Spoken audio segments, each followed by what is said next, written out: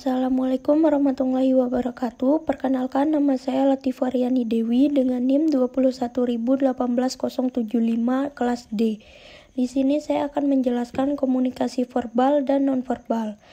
Yang pertama yaitu komunikasi verbal.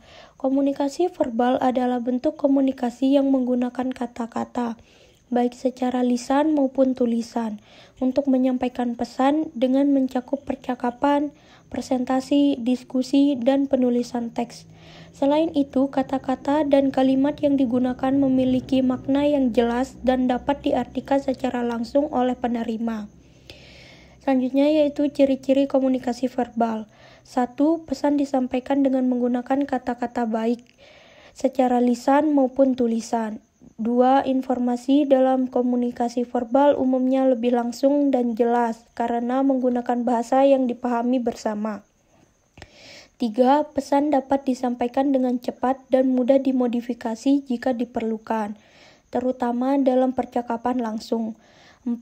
Dalam komunikasi lisan, intonasi suara memainkan peran penting dalam mengubah makna pesan yang disampaikan. Selanjutnya yaitu kelebihan komunikasi verbal. 1. Menggunakan kata-kata. Komunikasi verbal dapat berlangsung lebih cepat dan efisien. 2. Penggunaan kata yang tepat dapat memberikan penjelasan yang lebih akurat. 3. Terutama dalam komunikasi lisan, kita bisa langsung mendapatkan respon atau reaksi dari lawan bicara. Selanjutnya yaitu kekurangan komunikasi verbal. 1. Kata-kata yang sama bisa memiliki makna yang berbeda, tergantung pada konteks atau penafsirannya. 2. Batasan bahasa yang berbeda di setiap budaya bisa menjadi penghalang dalam komunikasi antar budaya. Selanjutnya yaitu komunikasi nonverbal.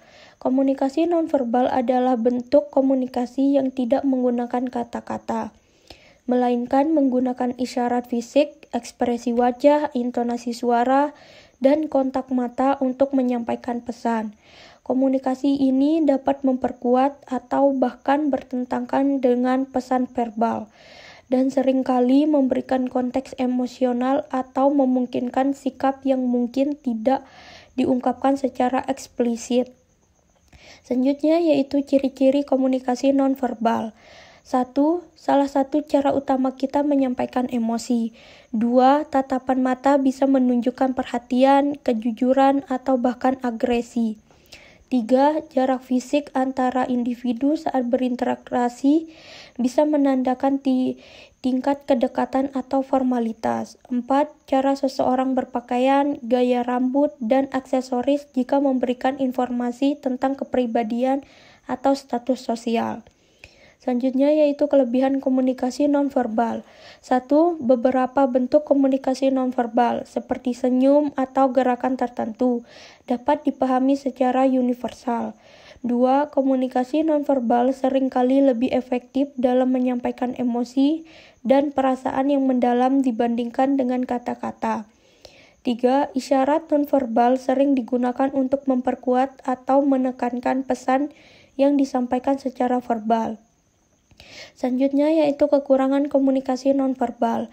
Pesan yang disampaikan melalui gerakan atau ekspresi wajah mungkin tidak selalu jelas dan bisa disalahartikan. 2. Isyarat nonverbal bisa memiliki makna yang berbeda di berbagai budaya, sehingga rentan disalahpahami dalam komunikasi lintas budaya.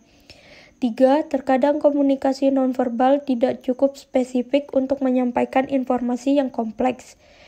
Selanjutnya yaitu perbedaan komunikasi verbal dan nonverbal.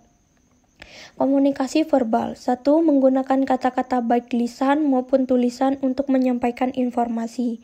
2. Menyampaikan informasi, fakta, ide, dan instruksi secara jelas dan terstruktur.